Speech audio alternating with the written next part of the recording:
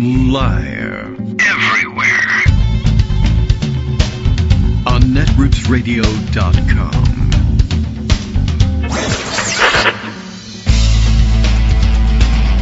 David Waldman. Kagro. In the mornings. Now, here's David Waldman.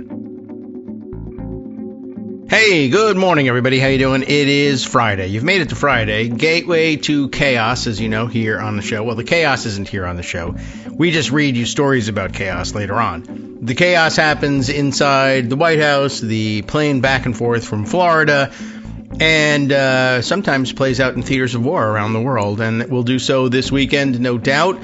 There's more of it. It's a big protest weekend as well. If you are planning to attend one of the big No Kings protests this weekend, you may be amped up for that. We have a song for you, by the way, to take with you. As you know, Ronnie Cantor has sent us a file. We've played a couple of times. We've probably underplayed it a little bit, but we'll play it once or twice more to remind you of just how fun it is, and it may be something, maybe if you're in control of the playlist at your local No Kings protest, this might be something you want to download and slip into the mix, and we can even give you a YouTube destination where you can find a recording of that folky version of I Would Ask You, which we've been sharing with you a couple times. It's going to be played at his local rally, and as a matter of fact, he's going to be playing it live on April 8th at a meeting of the Indivisible group locally in his area of North Carolina. As I found out yesterday, we just chatted for a little bit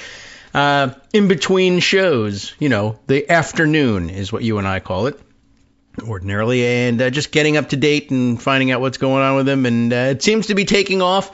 It might be something that'd be nice to spread around a little bit. It's already making a little bit of an organic growth into the other protest groups, and, you know, a song that's poignant, free to download, free to use. That seems like a pretty good reason to add it to the mix. All right, we better get started, though, on the news today. There's an awful lot of things that are happening that shouldn't be happening, not just because they're horrible, but because they're illegal.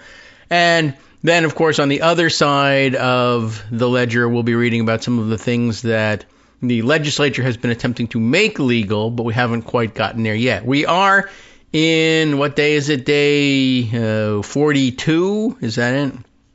Of the continuing partial shutdown for most of the Department of Homeland Security. Although there was some activity in the Senate over the last couple of days, or last couple of hours, that is aimed at changing this, but hasn't done it yet. You know, a very exciting headline for those of you who are excited by headlines of this sort, I suppose. We do have news that the Senate has voted to fund most of the DHS in bid to end partial shutdown. It is a bid to end that partial shutdown. The House has not passed this, not yet received this version. I guess maybe they've received it because it was passed at like 2:30 in the morning. It's possible that it's been messaged over to the House already, and it's not entirely clear whether or not there is the will to try to engineer a method to pass it such that members of the House can join the members in the Senate in escaping D.C. for 2 weeks for their next recess. It is possible to do. It will take some rigging. It will take some agreement. But I think there probably is widespread agreement among the parties to actually end the shutdown, so long as at least there are some concessions made. And at this point, the agreement would include funding TSA and the rest of the DHS, but still not yet adding annual appropriations for ICE or CBP.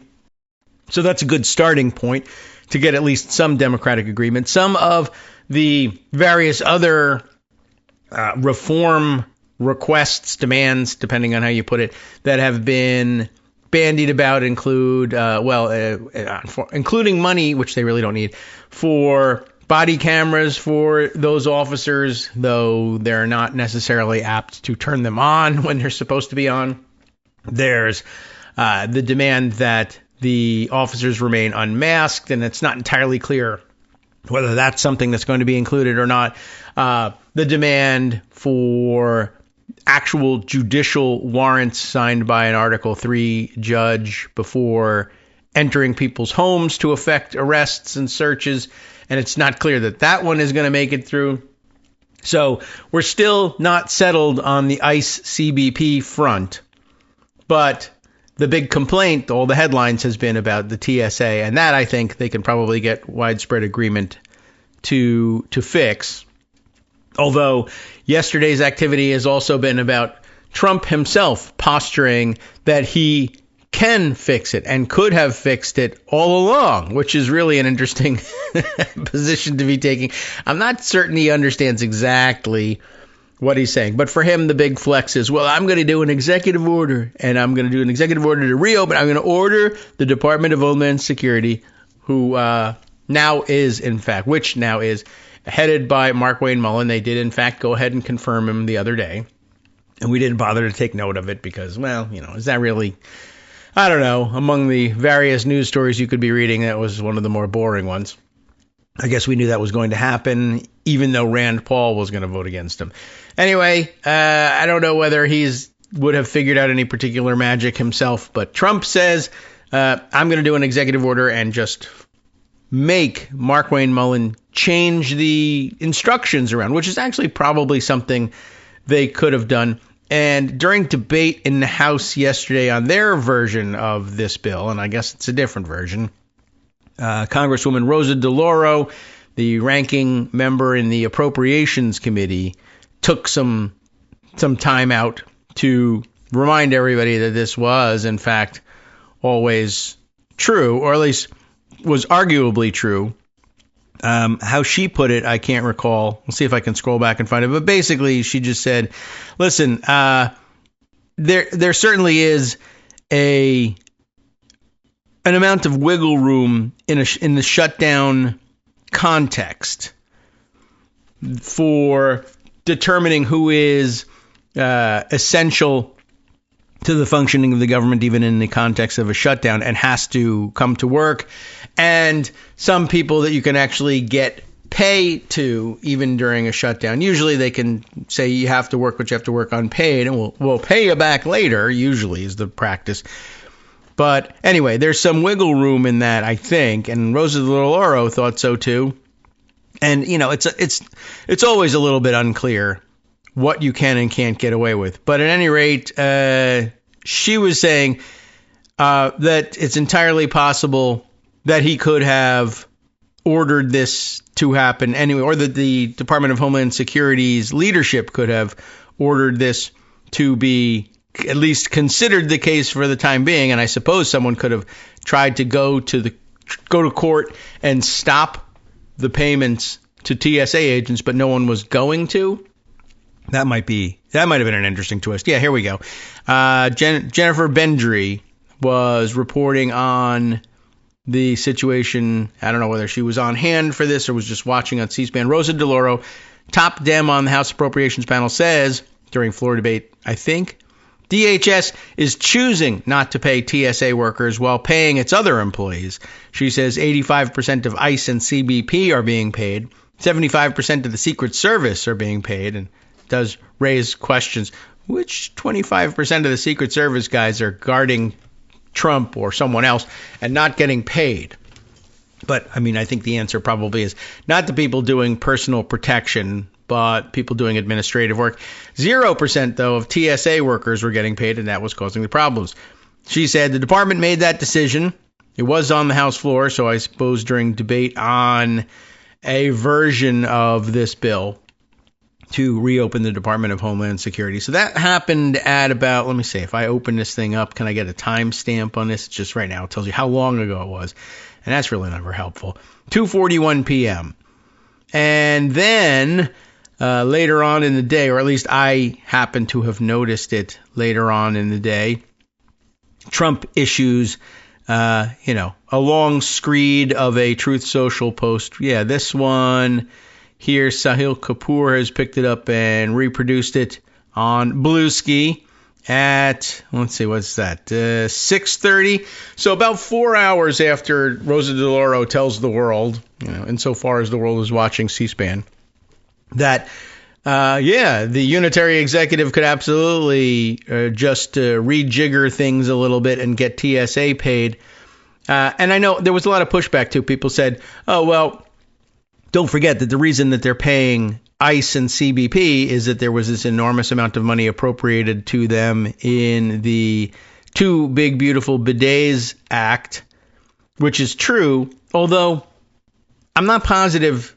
Well, I mean, it should surprise no one that I'm not positive that would be a legal use of the funds that were actually appropriated in that bill. I went back and took a look at it.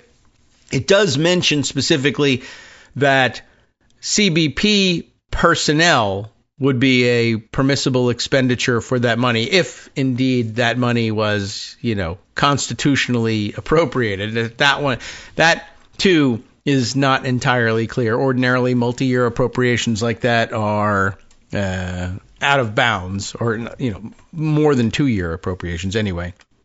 A legal paper in circulation making the argument that restriction ought to be revived. I guess it's lapsed somewhat of late, but there's nothing that I could see in the Two Big Beautiful Bidets bill that says that any of the funds appropriated to ICE are available for paying personnel.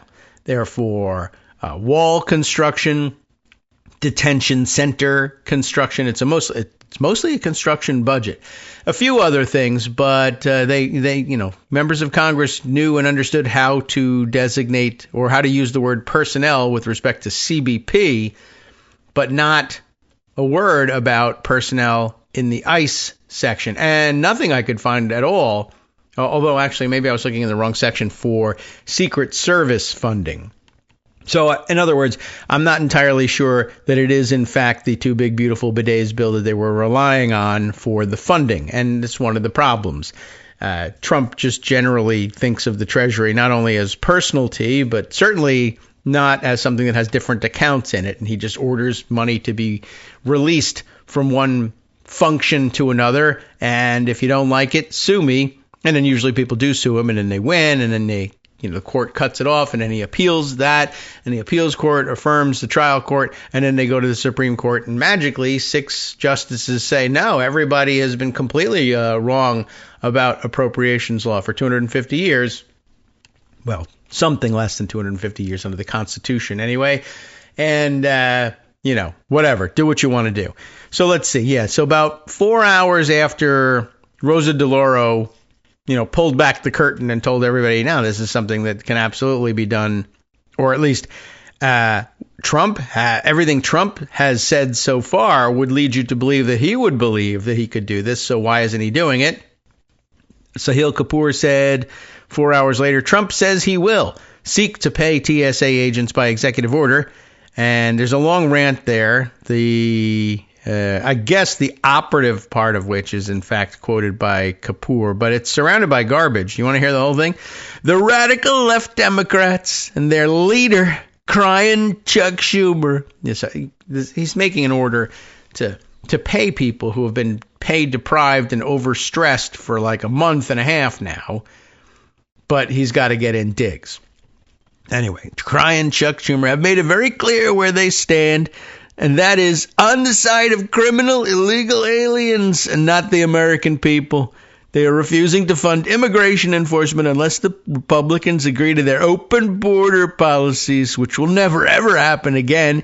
Okay, so you get the idea from there. Anyway, what he's saying, the relevant part, as Sahil quotes, is, therefore, I am going to sign an order instructing the Secretary of Homeland Security, Mark Wayne Mullen, to immediately pay our TSA agents in order to address this emergency situation. So, there it is. And now everybody's saying, hey, I guess you could have done this all along. Why would you have not done so? It's not really the flex you think it is, I guess. And it isn't. And I don't know what else to tell you. This is apparently how he's decided to remind everybody that he has this power. I always had it. I just wanted to make people angry, upset, and inconvenienced for about a month and then undo it. I guess that's it. So, what happened last night? Senate votes to fund most of DHS in bid to end partial shutdown. The bill excludes funding for ICE and Border Patrol, but restores it for federal airport security workers. The House could consider the package on Friday, and nothing the House loves better than considering packages, I guess. Well, Michael Gold and John Yoon have teamed up for this report. The Senate voted early Friday, that's today, to fund the Department of Homeland Security except for its immigration enforcement and deportation operations, raising the prospect of an end to a week-long partial shutdown that has strained federal workers and caused long waits at airports. The measure does not include funding for immigration and customs enforcement or Border Patrol, nor does it contain provisions that Democrats had demanded for weeks to rein in President Trump's immigration crackdown as a condition of funding the department. So a little bit of win and a little bit of lose, I guess. But overall, a pretty giant win. I mean, if the line in the sand was really drawn here, it was, we're not funding this thing until we work this stuff out. And stuff hasn't been worked out, though. All right, well, then we're not funding it. Well, what about TSA? I'll fund that. Okay. Now, mind you, Democrats have been offering this for several weeks. It's been blocked every time by Republicans. I think, though, I'm sure that there are Republicans who say, well, I had a version of it, too, and I offered it, and you wouldn't consider that either. Democrats have been making repeated unanimous consent requests to do this, and nobody likes passing stuff, off the cuff without having read the legislation, even if it sounds pretty good by unanimous consent, unless there's been, a serious agreement between the two sides to hammer out all the details and examine the language, and it's worked out ahead of time. So ordinarily you say no to that. So it's not surprising that they would do it. But on the other hand, the offer was made and the offer was rejected. There's no getting around that.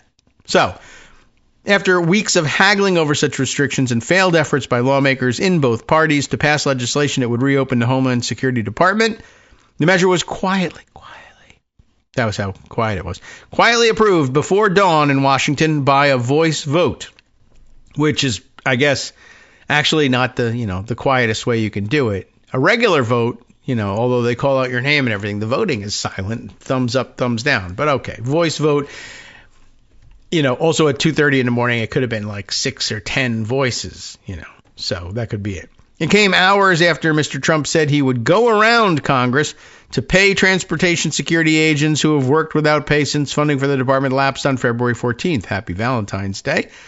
The bill must still be considered by the House, which could vote on it as soon as Friday. That's not that dramatic. That's today.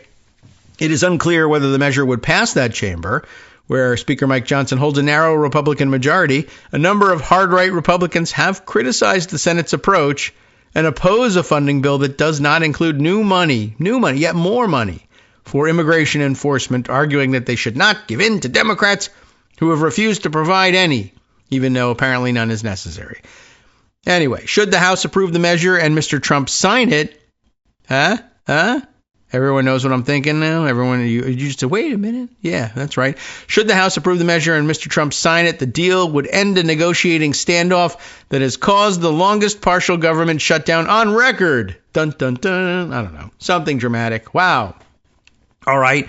What's wrong with all of that? Well, a couple of things. The least interesting of which, to the world at large, but to procedure nerds, how will they pass this thing on Friday? And do they have to pass it on Friday? No, they don't. They could stay an extra day. Why is it questionable as to whether or not they can pass it on Friday? There are House rules that require, every once in a while, they remind themselves that in regular order, the way they want things to go is for there to be a day, at least, to review the text of legislation because they don't want anybody pulling any surprises. And ordinarily, you don't consider a bill. Oh, I don't even remember what the rules actually do require. But you don't consider a bill on the same day as the rule for it is passed. And the bill lays over for a day, essentially, and everybody gets a chance to review it. Can you waive that rule? Yes, you can.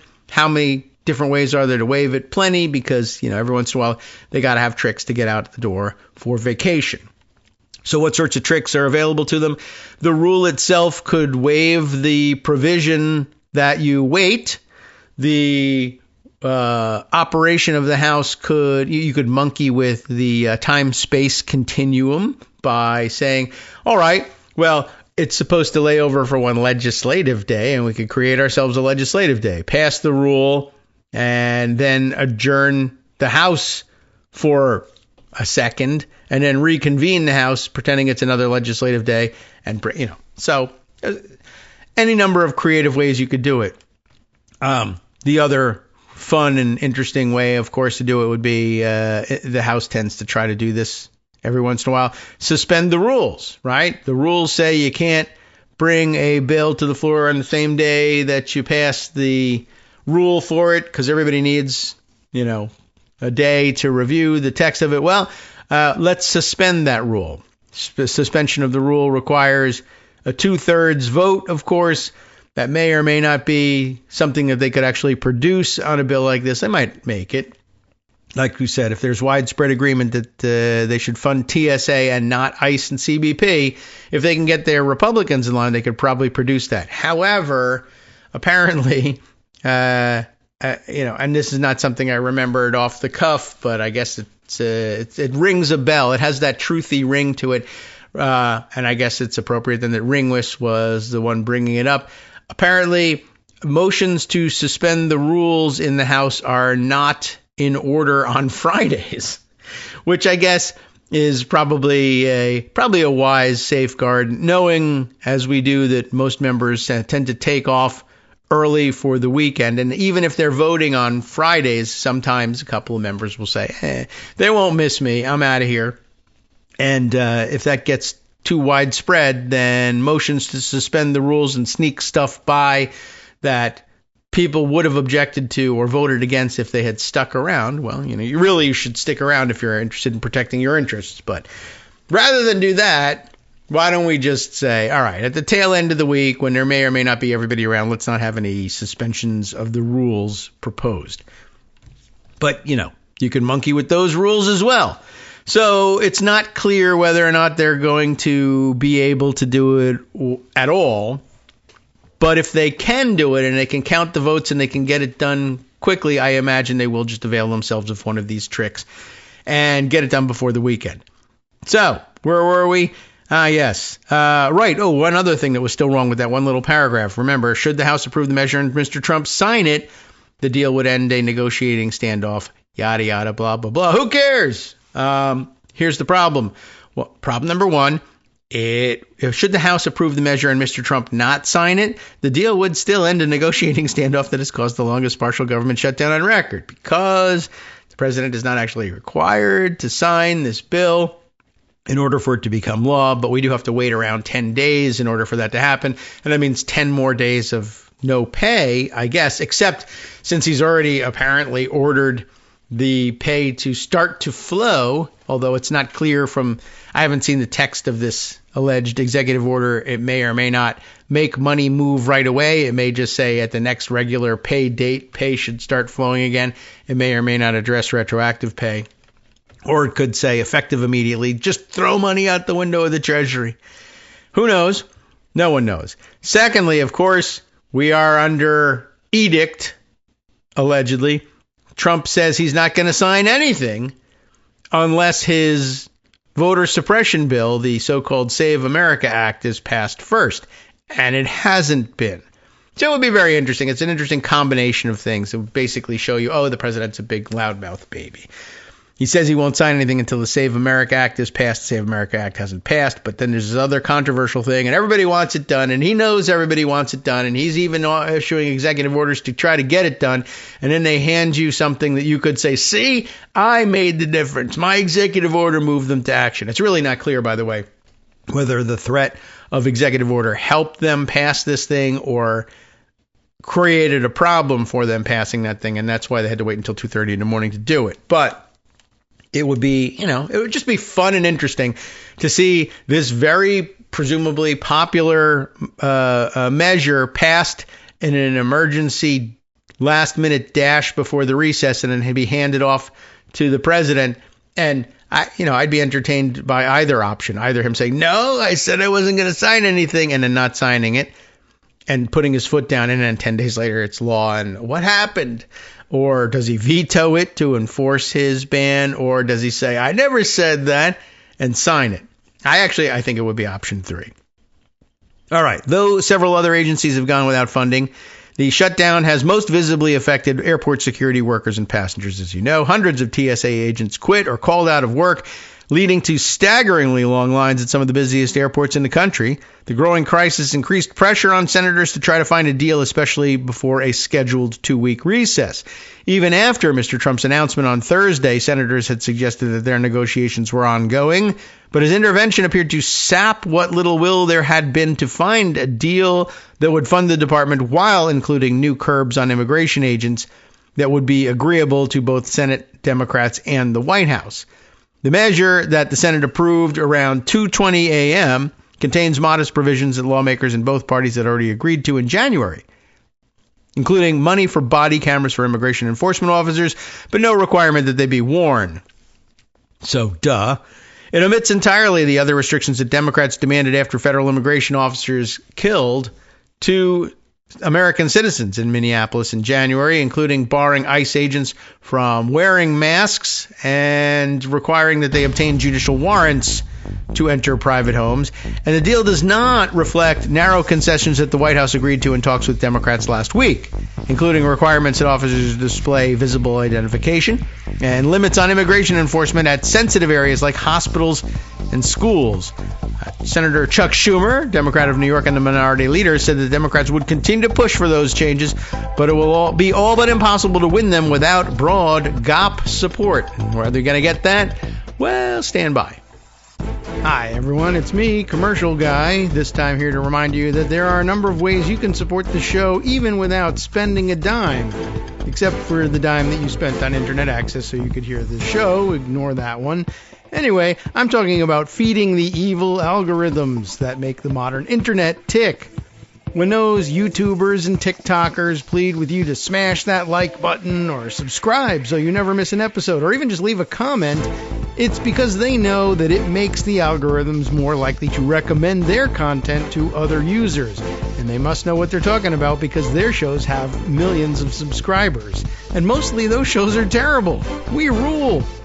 So go find us on YouTube, find us on Libsyn, Stitcher, or Patreon, or Spotify, TuneIn, Apple, Amazon, Pandora, and then like us, love us, post a comment, ring the bell, punch the clown, shock the monkey, whatever you're supposed to do on that platform to make that algorithm think we're cool. Thanks so much for helping us blindly walk into Skynet's oblivion, but maybe with a little extra coin in our pockets. Alrighty, welcome back to the Kagro in the Morning Show here on Netroots Radio. We'll continue and conclude this article about action in the Senate yesterday and potential action in the House today to end part of the partial shutdown of part of the government. We're inching our way towards a solution. We left off by noting that Chuck Schumer had said Dems would continue to push for other changes to the way ICE and CBP operate, but it will be impossible to win them without broad GOP support. And Senate Republicans said this week that Democrats could not expect to impose restrictions on an agency that they are not funding, except that they are and eventually will.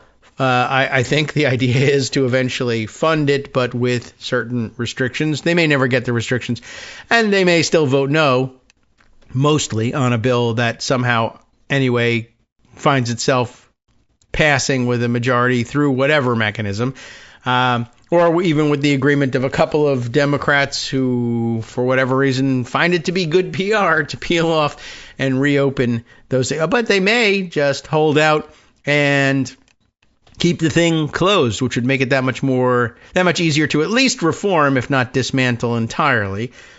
And if nobody seems interested in what restrictions there may have been in the Too Big Beautiful Bidets bill, then I guess everybody looks the other way and just says, yeah, but that bill had lots of money for ICE in it and they can do whatever they want with it.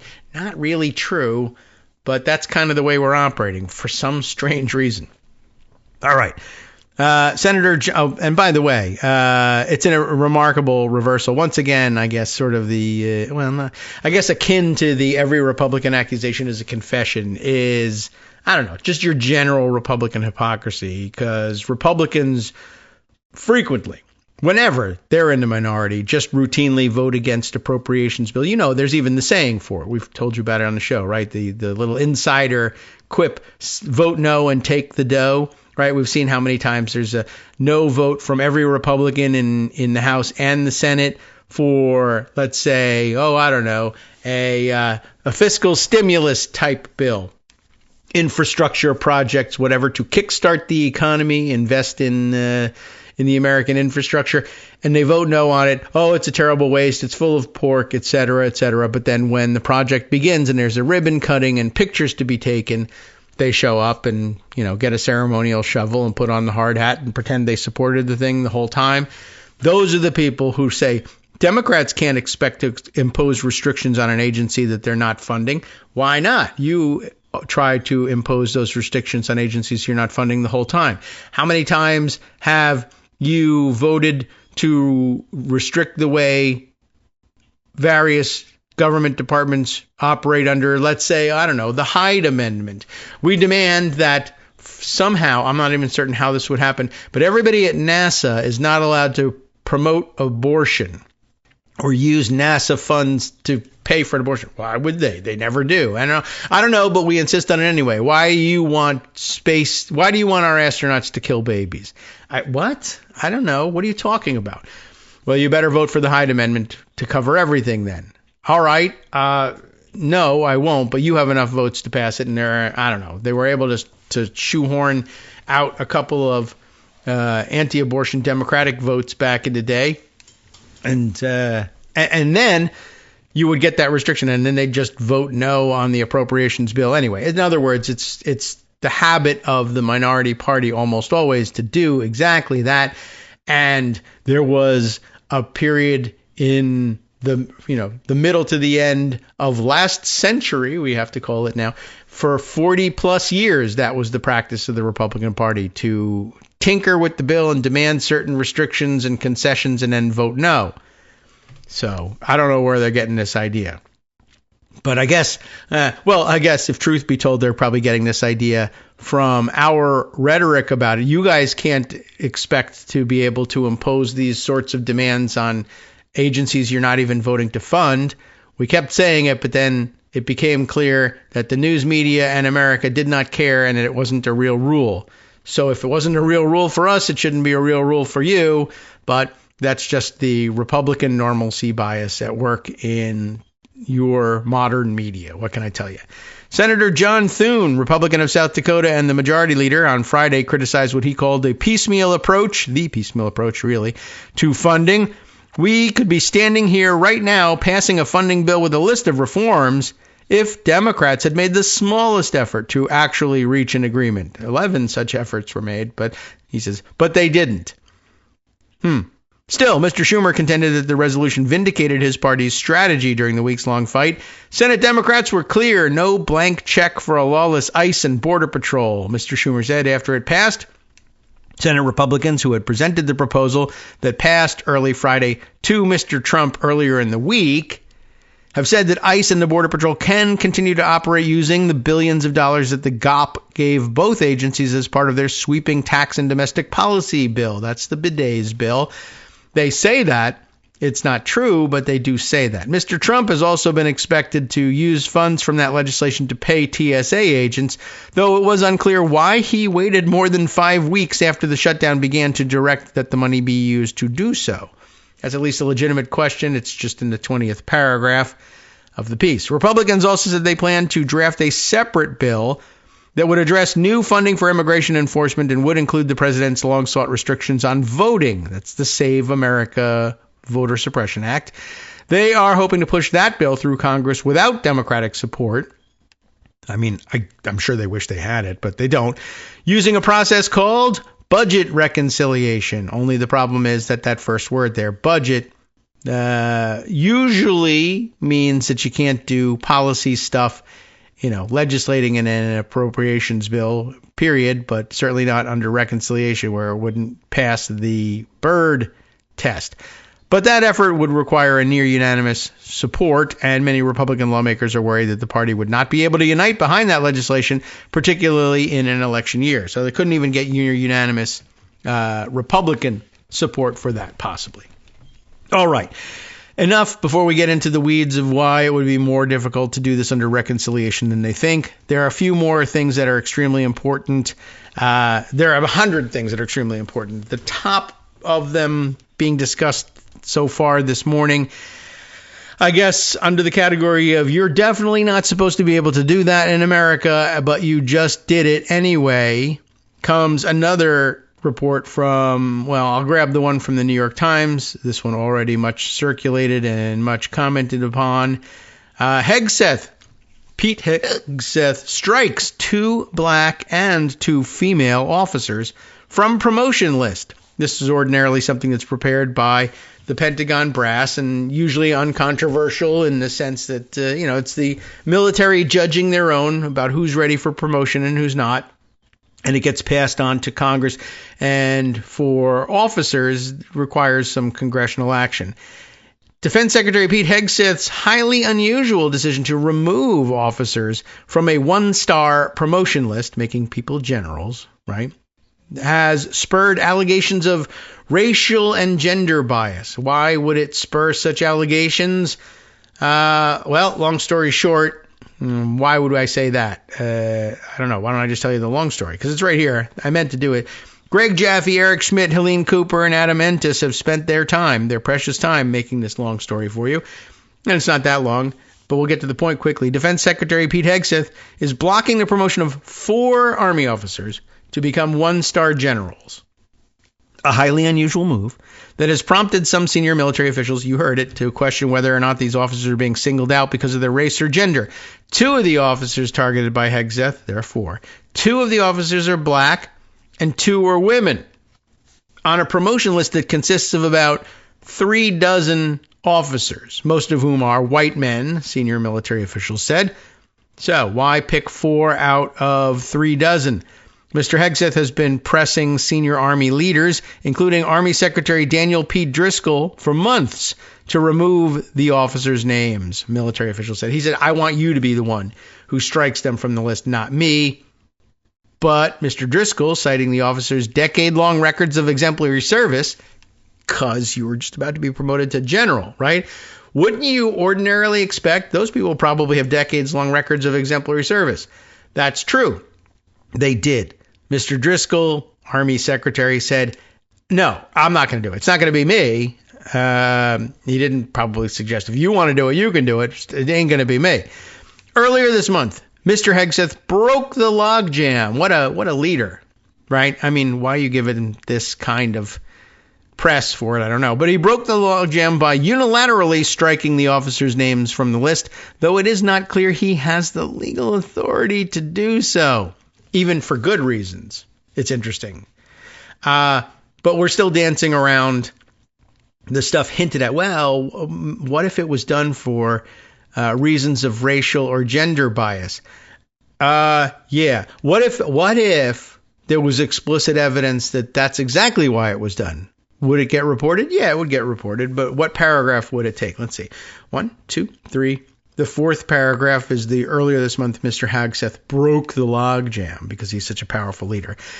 Well, let's see. The list is currently being reviewed by the White House, which is expected to send it to the Senate for final approval.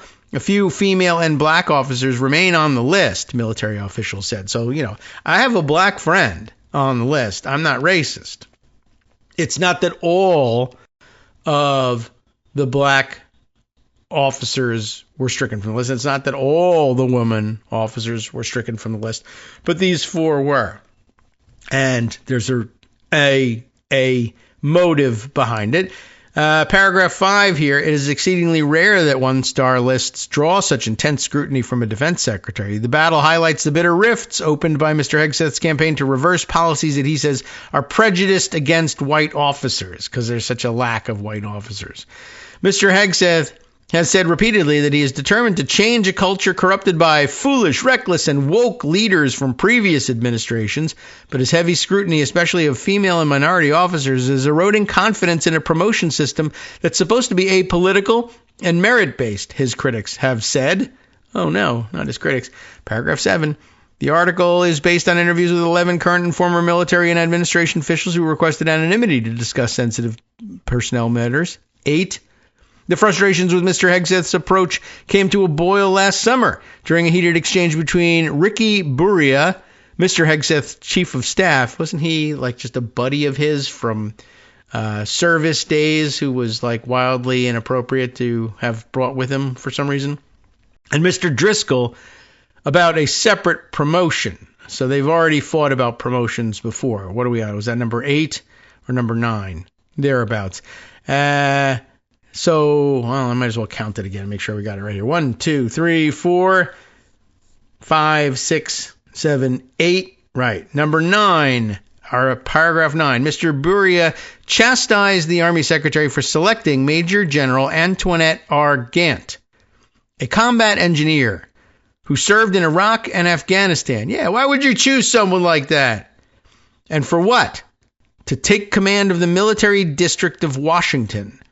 That, according to 3 current and former defense and administration officials familiar with the exchange, the command provides security and performs ceremonial duties in the nation's capital, and its commander often appears alongside the president at Arlington National Cemetery. I believe that was paragraph 9. Is that what we said? Paragraph 10 says that Mr. Buria told Mr. Driscoll that President Trump would not want to stand next to a black female officer at military events, the official said.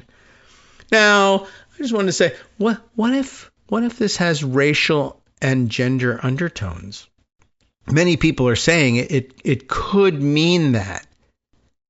We're not sure, but we'll give you the direct evidence that someone says that it does. In paragraph, what did we say, 10? Mr. Driscoll was shocked, and he should be shocked. The president is not a racist or sexist, he told Mr. Buria. I mean, this guy, Driscoll, I don't know who he is, where he came from, but I assume he became Secretary of the Army because he's MAGA. And I mean, this is like one of those rare instances in which somebody can be MAGA and kind of have their head on their shoulders correctly about something, even if they're wrong about everything else. The job here is to insist, even if you know it's not true, the job here is to insist, no, the president's not a racist or misogynist, sexist. That's not going to be, you got to come up with another reason, a more palatable and generally acceptable reason to not have him stand next to a black woman officer at official events. You can't have the reason be he doesn't like women or black people or both. Yet come up with something else. I mean, you're saying the quiet part out loud. I can't put that in a memo. Bring me a subterfuge, something insidious that will wink, wink at everybody and get the job done, but not say I'm engaging in impermissible racial or gender bias. And I guess Ricky Buria says, I don't know what you're talking about. We definitely want to. The best thing about MAGA and our president is he makes it safe for us to engage in this sort of behavior in the open. That's the essential nature of the disagreement here. But Mr. Driscoll was shocked. Why are you saying the quiet part out loud? The president is not a racist or sexist. He is, but we're not supposed to say so. He told Mr. Buria. According to these officials, Mr. Driscoll then raised the issue with a senior White House official who agreed with his assessment of Mr. Trump. That's kind of amazing. All right. Mr. Hicseth's office retreated. General Gant began serving in the position last summer and was promoted to 2-star rank earlier this month. I don't know if I understand this chronology. This is getting crazy. Mr. Buria called the account of his interaction with Mr. Driscoll completely false. Okay, so I guess that's why the lawyers said put it in paragraph 10. He denies it, and we don't have his memo. Whoever placed this made-up story is clearly trying to sow division among our ranks in the department and the administration, he wrote in a text message. It's not going to work, and it never will work when this department is led by clear-eyed, mission-driven leaders unfazed by fake Washington gossip. You heard it. That's what he said. It's not going to work as long as that's the case, and that's not the case. So I guess it's not going to work. So, to be fair about it, he totally denies this thing, and so I guess they can't just say, yeah, it's racism. But I think the rest of us looking around at each other here kind of know, oh, well, I have a feeling that he's lying about that not being true. The Pentagon did not address Mr. Hicseth's decision to strike the 4 officers from the promotion list or respond to questions about Mr. Buria's interaction with Mr. Driscoll. Under Secretary Hicseth, military promotions are given to those who have earned them, said Sean Parnell. There he is. The department's chief spokesperson. In a statement, he defended the process as apolitical and unbiased. Caroline Levitt said something dumb about it, and we'll skip that too. If you ask me, it's unimportant. No, what I guess I'm interested in, they then go into a list of some of the other black and female officers who've been sort of quote unquote inexplicably passed over, and I shouldn't ignore their details, and I hope you won't either, but I feel like I want to move to another couple of other stories since there are so many. But I'm going to reread this thing probably over the weekend just to see if I can figure out what's going on here. Just in that, was it an old dispute that led to this allegation to be resurfaced, and in the meantime, the person about whom they were having this dispute was in fact promoted and promoted twice? I'm not really sure.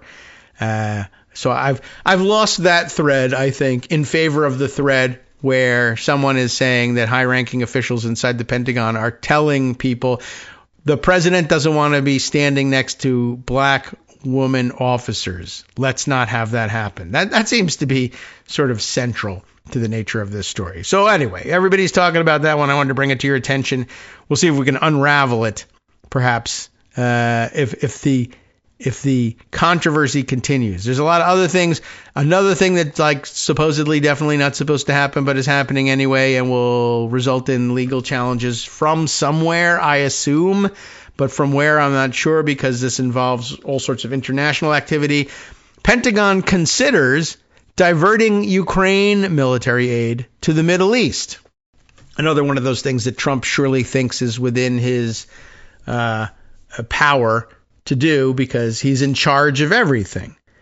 A shift would highlight the growing trade-offs required for the U.S. to sustain its war with Iran as the conflict depletes the military's critical munitions. That's a big issue. But also at issue is promises we've made and other people's money that we seem to be handling and deciding just to do something different with it. Noah Robertson and Ellen Francis reporting for the Washington Post that the Pentagon is considering whether to divert weapons intended for Ukraine to the Middle East as the war in Iran depletes some of the U.S.'s most critical munitions, according to 3 people familiar with the matter. Although the final decision to redirect equipment has not yet been made, the shift would highlight the growing trade-offs required to sustain the U.S. war against Iran, where U.S. Central Command has hit more than 9,000 targets in just under 4 weeks of fighting. The weapons that could be diverted away from Ukraine include air defense interceptor missiles, ordered through a NATO program launched last year in which partner countries buy U.S. arms for Kyiv, the 3 people said, speaking on condition of anonymity because they don't want to get killed by Donald Trump. The Prioritized Ukraine Requirements List, PURL, Pearl, I assume we say. That initiative has ensured a flow of select military equipment to Kyiv, even as the Trump administration has cut off most of the Pentagon's direct security assistance. In a statement, a Pentagon spokesperson said that the Defense Department would ensure that U.S. forces and those of our allies and partners have what they need to fight and win, but declined to otherwise comment. In other words, to clear up the contradiction involved in all of this. They're just going to gloss by it. Asked about the Washington Post's reporting on Thursday, NATO Secretary General Mark Rutte did not address whether the military alliance is aware of or concerned about a potential rerouting of U.S. equipment. This vital U.S. equipment for Ukraine, including interceptors, is continuing to flow, Rutte told the news conference. But is it? I don't know. Since last summer, he added, the initiative has supplied about 75% of the missiles for Ukraine's Patriot batteries and nearly all of the ammunition used in its other air defense systems. In response to questions, Trump did not say directly whether he might divert some munitions from Ukraine, but he acknowledged that, quote, we do that all the time.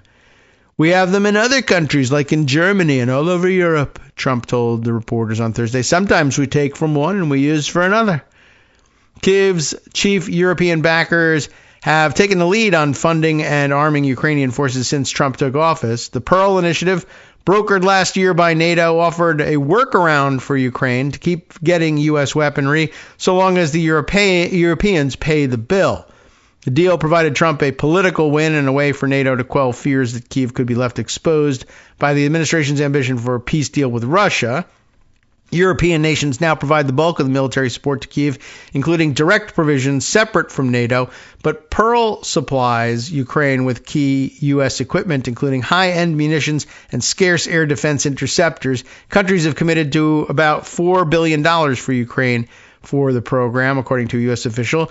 Since the U.S. and Israel launched their attack on Iran on February 28th, European capitals have become concerned that Washington is rapidly using up existing munitions, a pace of fire that could delay their own orders and disrupt deliveries of U.S. systems to Ukraine under Pearl, two European diplomats said, on condition of anonymity, of course. They're really burning through munitions, so there are questions now about how they will keep providing through the deal.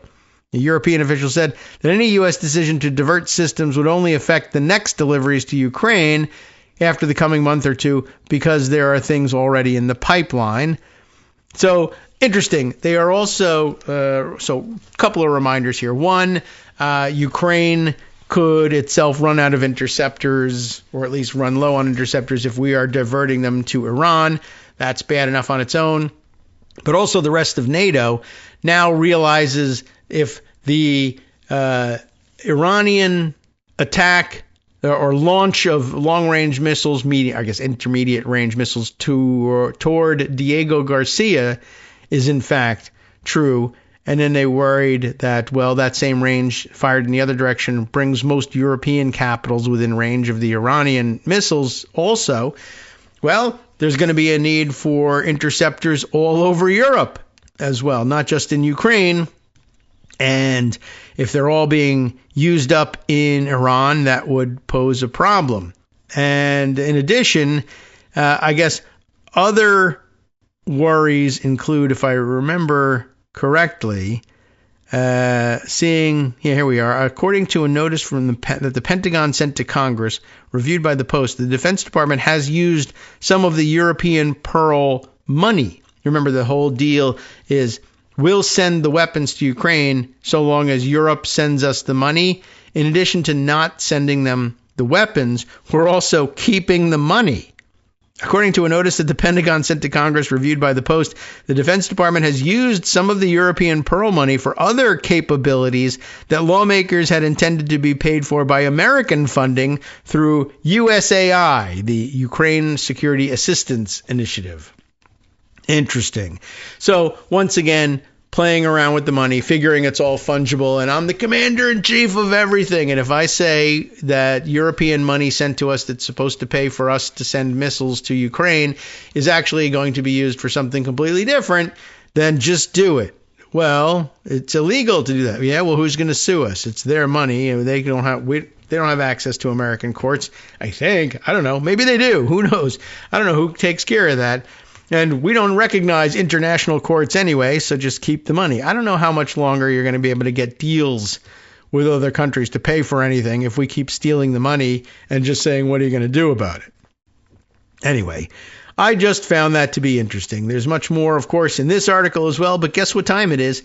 Time for us to jump back out to yet another very important item in the news that we haven't gotten to yet.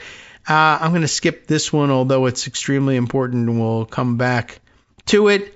But something we didn't get to yesterday that I guess we should at least put on record, let's say before this next break, I got to scroll down in order to get it.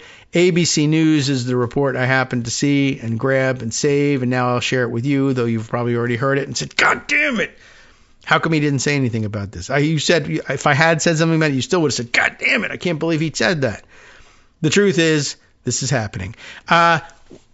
Trump's new favorite move to sue the federal government and then order the federal government to settle with him is spreading. Now, cronies and various other buddies through whatever connections are getting the same idea that they can do so as well. And I guess the first one has come through here. DOJ to pay ex-Trump advisor, the notorious spy, Michael Flynn, $1 million to settle malicious prosecution suit, according to sources here. Alexander Mallon explains it. I'll try and refrain from commentary to get the words out first, and then we'll complain about it after the break. The Justice Department has reached an agreement with President Donald Trump's former national security advisor, like for 10 seconds, Michael Flynn, to pay him roughly $1.2 million to settle a lawsuit brought by the former general, claiming he was politically targeted for prosecution during Trump's first administration. Sources familiar with the matter tell ABC News. So who better to settle, I guess, in that respect? That's an argument. The settlement is well below the $50 million in damages, thank God, Flynn initially sought when he first filed the lawsuit in 2023, but will still likely fuel questions as to whether Flynn received a favorable outcome due to his continued vocal support for President Trump. He did. A federal judge had previously thrown out Flynn's lawsuit because it was dumb. In 2024, following a motion to dismiss the suit filed by the Justice Department during the Biden administration, after ruling that Flynn had failed to meet the essential elements showing he was the victim of a malicious prosecution. That'll do it. But Flynn's attorneys sought to revive their case after President Trump returned to office, and the department disclosed in a filing last year that it had been engaged in settlement talks with his legal team. A Justice Department spokesperson, in a statement regarding the settlement said, those who instigated the Russia collusion hoax and crossfire hurricane abused their power to mislead the American people and tarnish the reputations of President Trump and his supporters. Today's settlement, secured by this Justice Department, is an important step in redressing that historic injustice. That is really remarkable and unfortunate, to say the very least. Attorneys for Flynn did not immediately respond to requests for comment. Who cares? Flynn previously pleaded guilty to charges brought by former special counsel Robert Mueller, who has just recently passed away, as you know. Flags still at full staff, of course, here in America, for lying to FBI agents. During a 2017 interview in the White House about his contacts with then Russian Ambassador Sergei Kislyak, the Trump Justice Department, under former Attorney General William Barr, then moved to drop the case in 2020. All right, welcome back now to the Kagro in the Morning Show here on Netroots Radio. I'm just sort of pondering over the break how they landed on a $1.2 million settlement. Of course, the $50 million is outrageous, and I guess maybe they figured that was it. What's the amount of money that would impress Trump, impress Flynn, and make people still yet say, especially if we report that it was supposed to be $50 million, i.e., I don't know why i.e. that came to mind. It's wrong, but why $50 million would be appropriate for anybody, I have no idea. 1 million, 1.2 million, equally inappropriate. Well, not equally. It's about 50 times, I don't know what. It's not 50 times more appropriate. Anyway, you get the idea. I don't know what, I gather they thought, if we did that, people would say, well, that's outrageous, but what are you going to do? 50 million, they'd probably be screaming about it at No Kings protests this weekend. They should scream about 1.2 million too, but, you know, it's not going to be the major message. So anyway, as we said, in 2020, Bill Barr tried to drop the case against Flynn entirely, but I guess, I don't know, that didn't take. The move faced some pushback from a Washington, D.C. federal judge who would question the department's motives in dropping the prosecution. And President Trump later issued a full pardon for Flynn in the wake of his 2020 election loss. Since his ouster during the first Trump administration, Flynn has retained close connections with Trump's inner circle while pushing a range of conspiracy theories to his substantial number of followers on social media. According to information gathered by the House Select Committee that investigated the January 6th attack, Flynn was among a number of advisors who urged Trump to seize voting machines after the 2020 election and said in media appearances that Trump should use the military to, quote, basically rerun elections in states that he had lost. I mean, it's cuckoo for Cocoa Puffs, but there you have it. Nonetheless, they pardoned him and now say they're just going to write him a check out of the Treasury for $1 million because Trump is both parties to this suit. So, well, not the wrongful. Well, I guess he is that side, too. The wrongful prosecution suit. But even the first prosecution of Flynn, he was basically both parties of the suit. So, whatever. He's using this crazy mechanism, something he proposes to use for himself as well, that I was maliciously prosecuted, and basically everybody who's still in good terms with me can say the same, and we'll write $1 million checks to all of you. Just something fun to contemplate over the weekend. Let's see. I'm flipping by this thing. I didn't read this article on the air because it doesn't tell you anything. But I'll just remind you that USA Today did do an article about, entitled, "What Did Iran Give Trump?" He called the gift a, quote, very nice thing, and still no word on what he imagines, what he hallucinates this gift, this present, was supposed to be. And still no indication that anybody is going to take that as evidence that he's seriously mentally damaged and incapacitated, because we're stuck with it. And if, I don't know, I guess people worry about what's the effect of declaring in the middle of a war that our commander in chief is insane. We don't know what to do about that and how to handle it afterwards. All right. Oh, in addition to the growing list of verdicts and rulings from the courts against the social media companies, we mentioned to you that there was a big loss for Meta, which is actually Facebook, but decided to name itself against its biggest for its biggest failed product, and Twitter, which has become X, which is stupid, but is also falling apart, and they too were on the wrong end of another decision. Here's another one to add to the pile. Reuters reporting judge dismisses lawsuit by Musk's ex, not his ex-wife. He's got plenty of those, but this one, his company called X, accusing advertisers of an illegal boycott. Do you remember that he was suing advertisers who said, oh, wow, it's turned into a Nazi bar. I don't want anything to do with this place. I'm not going to advertise here, which is something you can choose to do, I thought, in this country. But he was suing because he has a different idea of what America is. For him, this is the place where I go, where everyone says I'm a genius and that I'm right and they give me money. Why isn't this happening? I'm going to sue somebody. A U.S. judge on Thursday dismissed X Corp's antitrust lawsuit that accused the World Federation of Advertisers, the whole thing, I guess, and major companies including Mars, not the planet he wants to go to, but I guess the candy guys, CVS Health, and others, including Colgate-Palmolive. Here we go. There's weird formatting here, so it made it hard to read. But those three are included in the list here, all accused of illegally boycotting billionaire entrepreneur Elon Musk's social media company. Why illegally? I don't know. U.S. District Judge Jane Boyle in the Federal District Court in Dallas said X failed to show that it had suffered any harm under federal antitrust laws. Seems like a big element of any case. The Reuters, this is a promotional bit of text that doesn't differentiate itself. Is there more? I'm sure there is. Here we go. X Corporation's lawsuit filed in 2024 said the advertisers acting through a World Federation of Advertisers initiative, I guess that's why they thought something illegal was going on, called Global Alliance for Responsible Media, collectively withheld billions of dollars in advertising revenue from X, previously known as Twitter. X and the World Federation of Advertisers did not immediately respond to requests for comment. What comment do you want us to make? We just won. The lawsuit claimed the advertisers acted against their own economic self-interests in a conspiracy against the platform that violated U.S. antitrust law. CVS and the other defendants had denied any wrongdoing and urged Boyle to dismiss the lawsuit. They argued X failed to show that they acted in unison rather than making individual business decisions about when and where to spend ad dollars.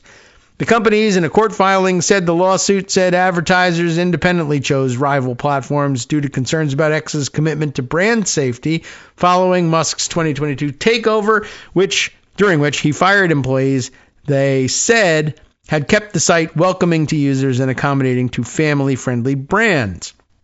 Boyle wrote in her order that the very nature of the alleged conspiracy does not state an antitrust claim, and the court therefore has no qualm dismissing with prejudice, which means it won't come back. So huge loss in terms of the, claim that Elon Musk really truly understands America and the court systems there. No, you don't. Smack. You're done. Get lost. I don't think he was really counting on recovering any money for that. Speaking of money, it seems that Donald Trump has some more ideas. Not only is he going to put himself on coins, including a $1 coin that he actually apparently intends to be put in circulation, not to mention 2 gold medallions, but now he wants his signature to appear on paper currency, Federal Reserve notes, if you're being technical about it. And, well, problematic, maybe. Weird, yes. Large break with tradition, if you want to put it that way. Sure, absolutely. I'll give you the flat news reporting about it, along with, the both sidesing that they're going to do about this. But then an important point being made about the story in itself. If I can find it on Belusky, I'll give proper credit for it. But here's the story. U.S. Treasury plans to put Trump's signature on new paper currency in first for sitting president. Stand up, sir. Aha! There. No, it's not a first for sitting president. Yeah, this is, examine your Federal Reserve notes and you see that there are signatures there. And most of America probably would be, possibly surprised to find out, by the way, that's not the president's signature. Oh, I always just kind of assumed that it was there. No, it's the Secretary of the Treasury and who else? I don't even have any Federal Reserve notes handy. What is it? Like, is it the Treasurer and the the comptroller of the currency or something? I don't even know who signs these things. And I guess it doesn't make any particular difference. And it doesn't. But, Trump just likes his name and signature on things. And he also likes money a whole lot. And he figured, why the hell not? People, to the extent that MAGA people think I have money because Donald Trump gave it to me because they printed his name, his signature on it. No, I don't know. Maybe it's the Secretary of the Treasury and the Treasurer of the United States, which, by the way, are 2 different offices. All right, well, maybe the story explains it. Fatima Hussein surely knows by now. She's reporting the story for the AP. The U.S. Treasury Department plans to put President Donald Trump's signature on all new U.S. paper currency, the agency announced on Thursday. Now, I had seen a story yesterday that suggested that he was only doing it on $100 bills, and I don't know whether he thought anything less than a $100 bill is too downtown for him, but maybe it is every single one. I don't know. It doesn't make sense that he would skip bills. Why not put your name on everything that's going into Americans' pockets, even in diminishing numbers?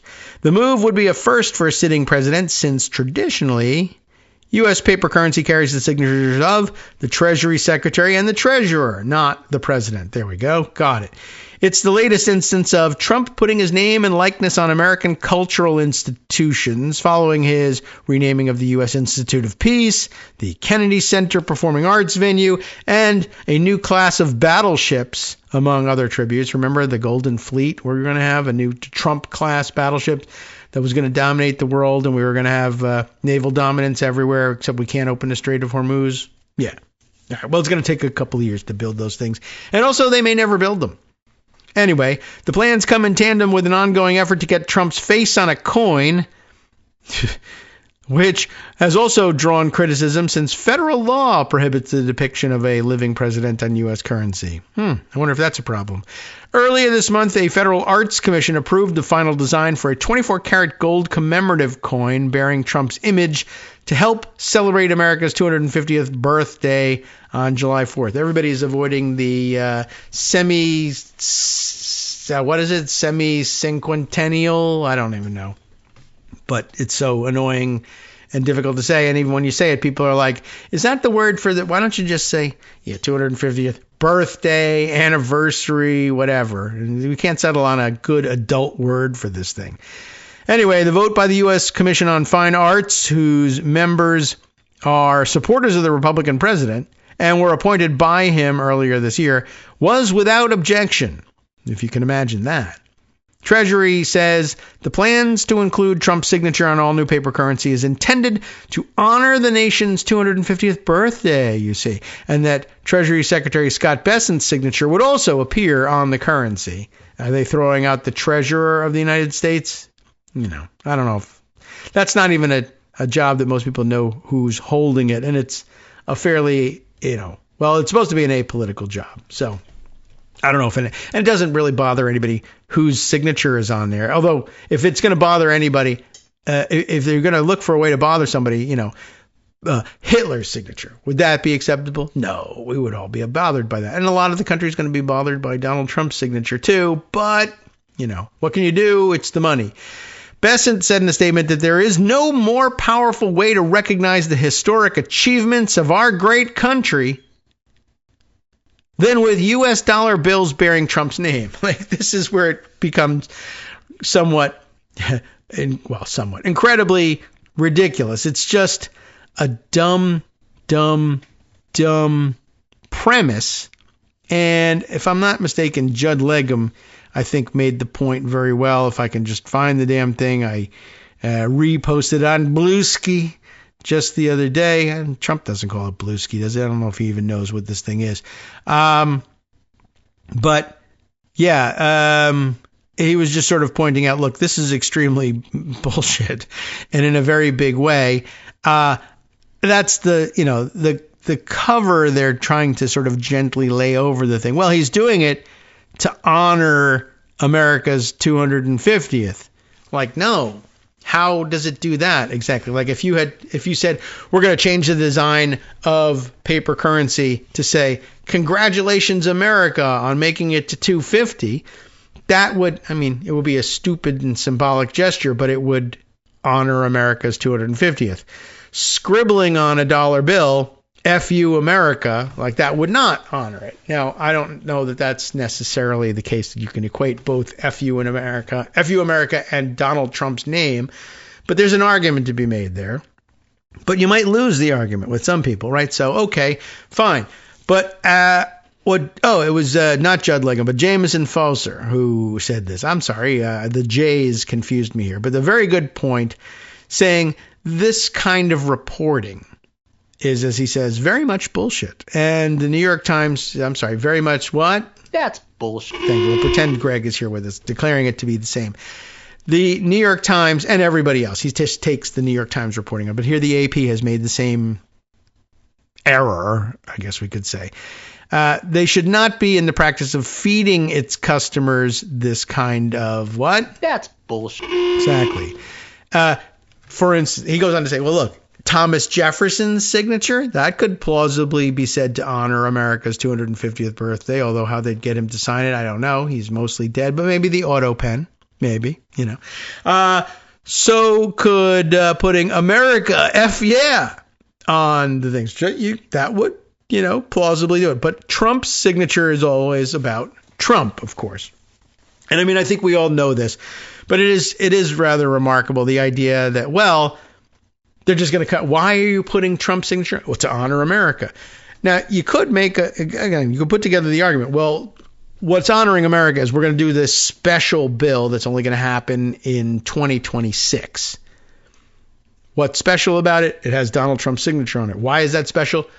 I'm Donald Trump, and I love Donald Trump, and so therefore it's fun. If you are walking down the street and you encounter Donald Trump and you can't stand him, but you don't say anything, and he reaches out and he'll think he's doing you a big favor if he says, "Let me sign your hat. Let me sign your shirt." Why? This is a hat that says, "I hate Trump. Let me sign it. It'll become more valuable for you if I sign it."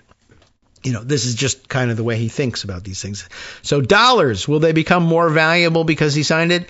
One, he didn't actually sign it. It's printed on there. And two, no, it is actually illegal to do anything about that. It's worth what it's worth, and you can't pretend it's worth more, even though if a dumb person wants to give you more than $100 for a $100 bill, I guess you should take it. But yeah, I thought that was a good point. Credit to Jameson for pointing this out. No one's going to ask, how is him signing it honoring the 250th? Like, you're just, why are you, just anything Trump does is an honor to witness? It doesn't make any real sense. So, I don't know. Anyway, I thought that was a good point about it, and upsetting and annoying. And let me see, did the Reuters article that I put aside hint that it was only going to be $100 bills? I guess so. The Reuters report about it from, is it David Lauder? Exclusive, which I guess later became non-exclusive when the AP picked it up. Trump's signature to appear on U.S. currency, Treasury says, upending 165-year tradition. So, another thing. Well, this is the first time in 250 years that a president has signed, his signature has gone on paper currency. Well, no, but it's the first time it's gone on a Federal Reserve note. It's just that it's never been on a Federal Reserve note. So I guess there's that. 165 years earlier, there were different kinds of currency, and maybe you had a presidential signature on one of them. Anyway, that's not really the point. U.S. paper currency will bear President Donald Trump's signature to mark the 250th anniversary. How? Why? In what way? Of U.S. independence, the Treasury Department said on Thursday, a first for a sitting president, while deleting the Treasurer of the United States signature from the U.S. money for the first time in 165 years. That's what's missing. That's the 165-year tradition, I guess. The Treasury said in a statement to Reuters that the first $100 bills with Trump's signature, I see what it is, and that of U.S. Treasury Secretary Scott Bessent will be printed in June, followed by other bills in subsequent months. And I think maybe it might even be a late addition to the story, or maybe I just skimmed it and that was that. Let's see. Where is this? This, by the way, talking about the 165-year thing, that the treasurer is one Lynn Malerba. She'll be the last of an unbroken line of treasurers whose signatures had appeared on U.S. federal currency since 1861, when it was first issued by the U.S. government. So basically, the whole time we've been issuing federal dollars, paper money anyway, paper dollars, this has been the case. I mean, it doesn't bother me a great deal. That's the signature that I guess makes sense to have under the treasurer. But it's not that it's nonsensical to have the president's signature. It's just that, this president doing it like it's such an honor to have anything to do with his name doesn't make any sense. And they should just stop doing his PR bidding for him. All right. I think we all know that that's the case. There's other things to share with you. I'm going to have to scroll back up to the top and see that I don't miss any of the other things I meant to bring to your attention.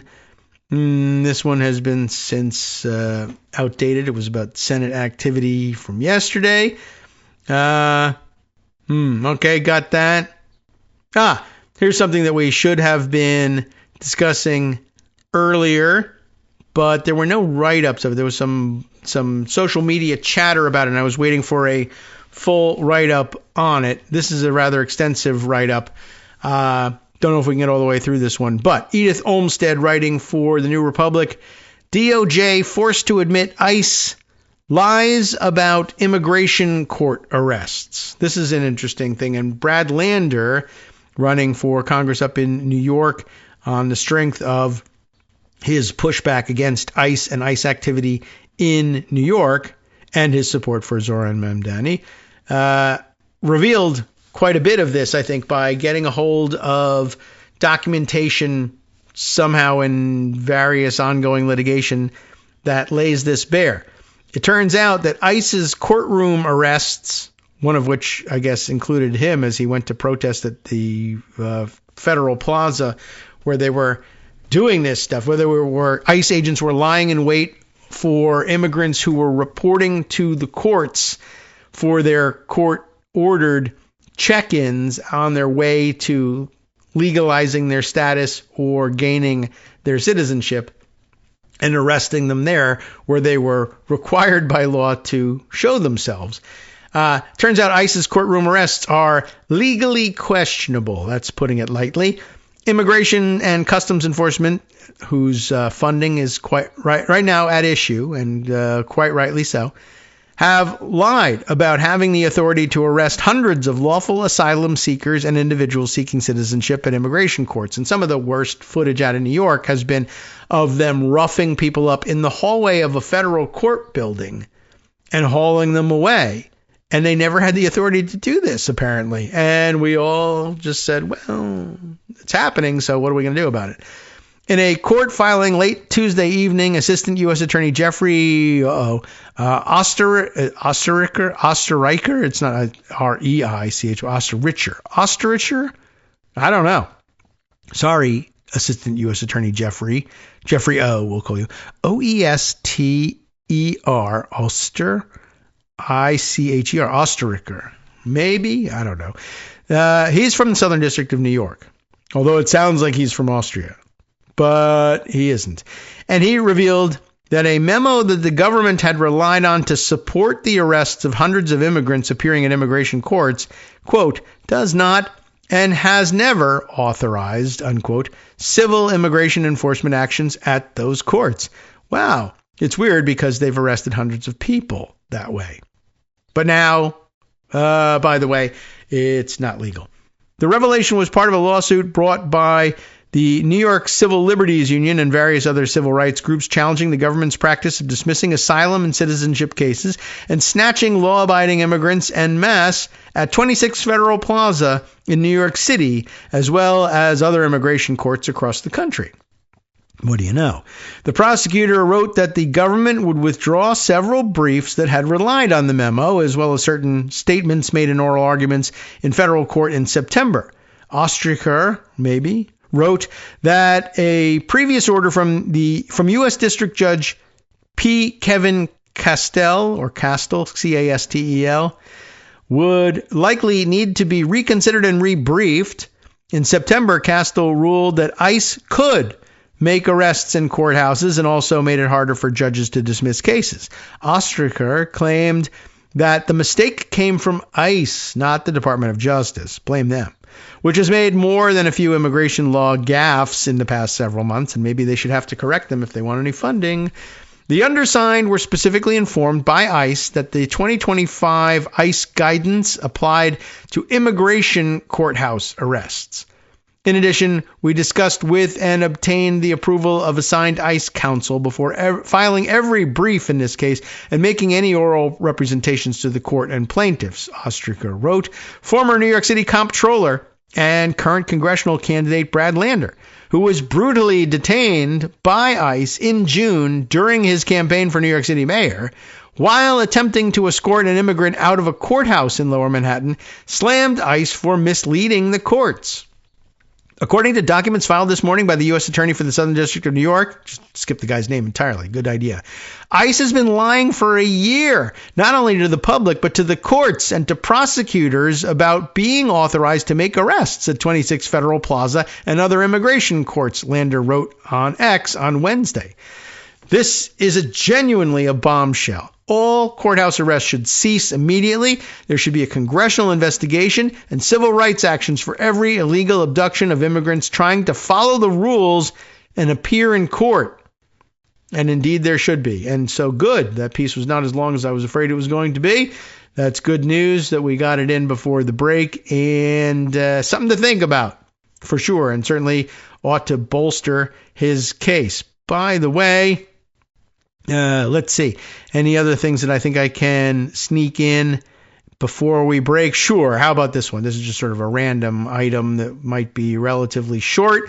NBC News reporting that every Republican accusation is a confession. Here's another example. Activist who pushed 2020 election fraud claims convicted of, who wants to guess it? It's not child molestation or child sexual material. But of course, again, the hint was right there in the headline. He pushed election fraud claims, convicted of election fraud. Yes, you guessed it. Investigating voter fraud claims, Harry Waite requested the ballots of Wisconsin Assembly Speaker Robin Vos and Racine Mayor Corey Mason without their consent. Is their consent something he fabricated? Let's see. Associated Press reporting this. NBC News carrying it. A jury convicted a Wisconsin man, local man, convicted of election fraud and identity theft, both, for requesting the ballots of Republican State Assembly Speaker Robin Vos and Democratic Racine Mayor Corey Mason without their consent. Jurors in Racine County on Tuesday found Harry Waite guilty of 2 misdemeanor election fraud charges and 1 felony identity theft charge following a 2-day trial. He was acquitted of a second count of identity theft. I wonder how that happened. How do you get acquitted of that one? Not really sure. All right. Waite leads a group that makes false election claims, including that Wisconsin's elections are riddled with fraud. And to show you that they are, I will riddle them with fraud myself. And that President Donald Trump won the 2020 election. Trump lost Wisconsin by about 21,000 votes that year. Waite admitted in 2022 that he requested Vos's and Mason's ballots. Why? How? Well, to try to prove that the state's voter registration system is vulnerable to fraud. Waite told the Associated Press at the time that he wasn't surprised that he was charged. In other words, he said, I'm Robin Vos, give me my ballot, and they arrested it for him, and now he's gotten convicted. Hi, everybody. It's me, David, still your host for the Kagro in the Morning Show after all these years. Thank you for all your continuing support for the show. And if you're listening regularly and still thinking about getting on board as a supporter, well, the time is now. Patreon.com is the easiest way to make recurring subscription-style payments every month, all year round, to keep us going. patreon.com/KagroX brings you to our page where you can sign up with your monthly support. And hey, have you seen our clever new subscription tiers? It's easier than ever to sign up for, say, $1 crisp bill for every information-packed 2-hour show. If you're the plan ahead type, there's even a year-long subscription program that saves you 15% on the cover price. Or it would if there was a cover price, or even a cover, for that matter. patreon.com/KAGROX. Thanks again for all your support. All right, welcome back now to the Kagro in the Morning Show here on Netroots Radio. We got one segment left to race into the weekend, but I just I'm going to spend another minute on this piece about the election fraudster who has himself committed election fraud. But this is like a recurring theme for these guys, and there's a connected story that I'll remind you of, and you probably already have part of the story anyway already in mind. But yeah, this is their thing, that they basically say, look, the other side, because every Republican accusation is a confession, will first accuse the other side of cheating in elections by defrauding election authorities and simply saying, give me some extra ballots, or give me other people's ballots. I'll pretend I'm them, or I'll pretend I'm a citizen, or I'll pretend I'm registered. 1 time, 10 times, doesn't really matter. Give me a ballot and I'll cast it, and that this is happening in numbers that is changing the outcome of elections, and all of that is untrue. It's not. It's very hard. What they say is, no, it's very easy. Now, what's interesting is, I guess if you're committed to the bit, you could argue it either way. Is it extremely easy to do or extremely hard to do? You tell me. Here are the facts. Apparently, this person claims that it's a very easy thing to tell election authorities, I am this person, and they can't or don't even try or aren't required to try to verify it in a way that satisfies these weirdo activists that they've correctly vetted them. And they seem to be right. This person, who is not Robin Vos, contacted elections authorities and said, I am Robin Vos. Do this thing for me that only Robin Vos not because he's the assembly speaker, but because he's the person known as Robin Voss. Let me see my ballot. I don't even know I'm not really sure. Like, well, how is that a thing? Can regular people say, show me my ballot? And I can verify for you. And I can tell you which of these squares contain pieces of a picture of a bus. So I'm not a bot. Give me my ballot. Is that something you can demand of authorities? I don't know. But at any rate, he says, no, look how easy it is to commit fraud. I called the place and I said, hello, this is Mr. Burns. I believe you have a ballot for me. What's your first name, Mr. Burns? I don't know. And yet they gave him the ballot anyway. Freeze and ask, is it easy to commit voter fraud? To this point, I guess, well, this doesn't really answer the question. I am showing you a ballot that the person who alleges to be you says belongs to them, and it's a ballot you cast before. Now, is it changing the outcome of an election? No, not by itself, and certainly not changing the outcome of any future elections, but did it change the outcome of a past election? Well, the answer to that is also no, but should you have been able to get a hold of this thing? No. Was it hard for you to get a hold of it? Well, apparently not. All you had to do was call and say, that's me, give me the ballot. But we're not done, because the other thing that happened here is that somebody said, wait a second, I'm not sure at what point or when or how or why, that person isn't Robin Voss. He's someone else. He's committed a crime. Hello, police, go arrest that guy. And they did. And they took him to court and he lost the case. And now he's convicted of having done this thing. Now, he faces a penalty. Is voter fraud hard? That's now a different question. Well, it's hard because you tried it once and they caught you once. They're batting 1,000 against you and your idea of fraud, and now you're going to be punished for it. Now, a couple of things happen at this point. It doesn't matter that I'm being punished for it. It was easy to do in the first place, and catching me after the fact does me no good. What if this had been an election and I had asked for a ballot in a current election pretending I was Robin Voss, and I then went and cast it?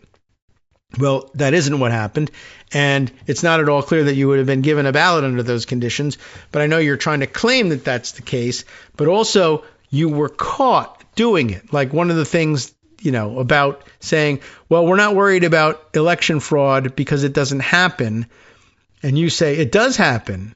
I got the ballot. Yeah, but then we said, you're not Voss, you're under arrest. It happened that you got the ballot handed to you, but you weren't able to cast it, or even, I don't know what the guy was trying to do with an old ballot. But I guess you could see how you might make the argument in either way. And so now we have this weird interpretation of what's happening here. It's so easy to get away with. No, that it isn't. So easy to do?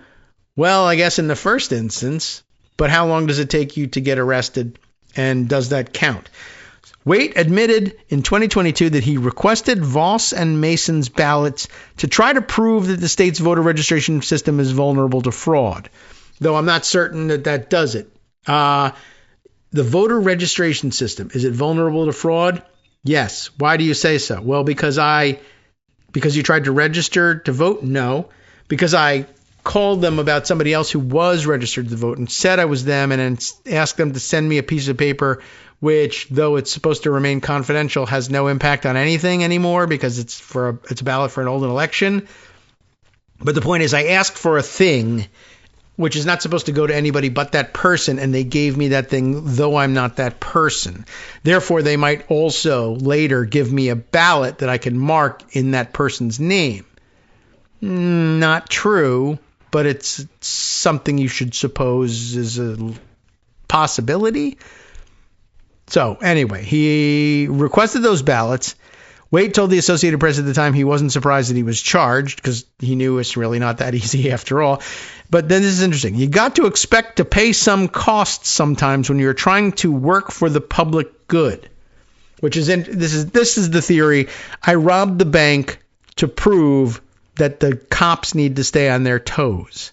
I was only helping law enforcement. I was helping them practice for how to apprehend a real bank robber.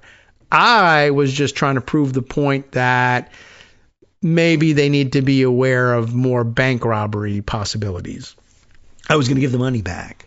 I don't know what kind of garbage this is supposed to be, but that's his claim. Now, on top of this, his efforts drew praise from Republican Senator Ron Johnson, who called Waite a white hat hacker. And after the verdict, by the way, Waite told NBC affiliate WTMJ of Milwaukee that he would do it again. I tested the system and the system failed, except the system caught you and convicted you. So, it failed for a moment. Then they realized, oh, that's not who he said. Let's arrest him. I mean, is that a real? I don't know. I guess at a certain point in time, it's a failure. A sentencing date has not been set. Waite's attorney did not respond to a request for comment or whether they would appeal. Waite, who is 71 years old, faces up to 6 years in prison on the felony conviction and up to a year in jail on each of the misdemeanor convictions. His conviction comes after a jury in 2024 found a former Milwaukee election official guilty of misconduct in office after she obtained 3 military absentee ballots using fake names and social security numbers in 2022. Like Waite, Kimberly Zapata argued that she was trying to expose vulnerabilities in the state's election system. She was fined $3,000 and sentenced to a year of probation. That's sort of interesting all by itself, that she actually got a hold of blank ballots that she could have tried to fill in and vote for somebody in their name and got a year of probation, whereas this guy asked for ballots cast by mail from other people in past elections and couldn't be used to vote in an upcoming election. He gets 6 years. I don't know why that is. But anyway, you should read this in the context of the Colorado case we all are aware of, in which Tina Peters, the clerk of, I keep forgetting what county it is out there in Colorado. I'm sure it'll come back to me when we read the story. But remember, she too said, we got to do something in this country about hacking of voting machines, because that's totally happening. It's not. But in order to prove that it is totally happening, I will totally do it. And then when caught and convicted, I will say, see, I was right. You can't convict me. My worry, I was trying to show you that hacking can be done and is being done all the time because of how easy it is. After all, I'm a moron and I made it happen. True, but you're a moron who's the clerk of the county and head of the elections, and you have the key to the storage room where they keep these things. So you unlocked it and went in and stole the stuff. See, anybody can do it. Well, yeah, anybody who's the clerk, I guess. Sure.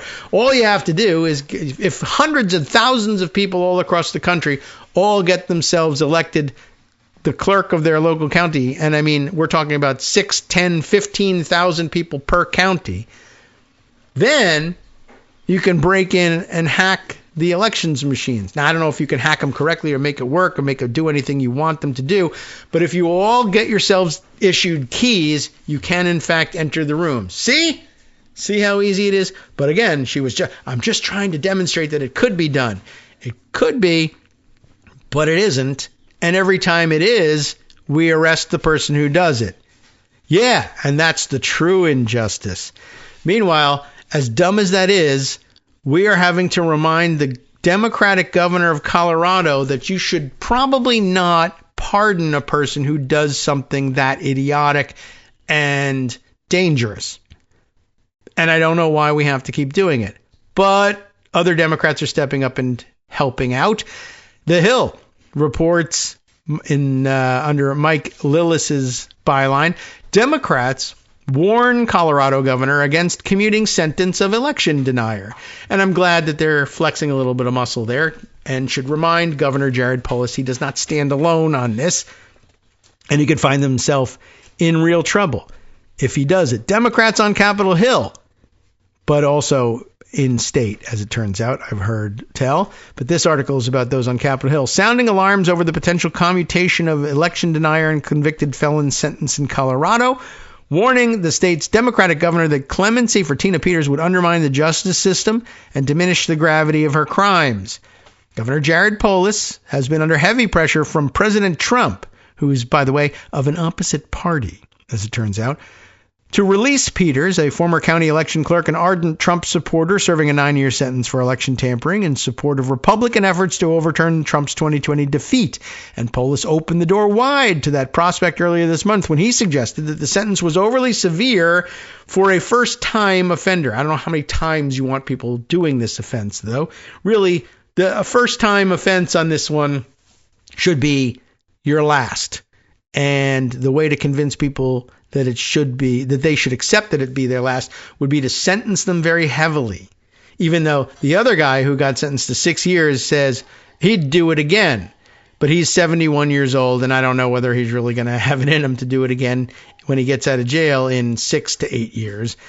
Anyway, the development has prompted outcry from local Democratic officials in Colorado, and protests are now spilling onto Capitol Hill, where Democrats spanning the political spectrum of Democrats, I guess, are voicing concerns that clemency for Peters would lend credence to Trump's false claims of election fraud and downplay the severity of election interference at the expense of the public's faith in the system.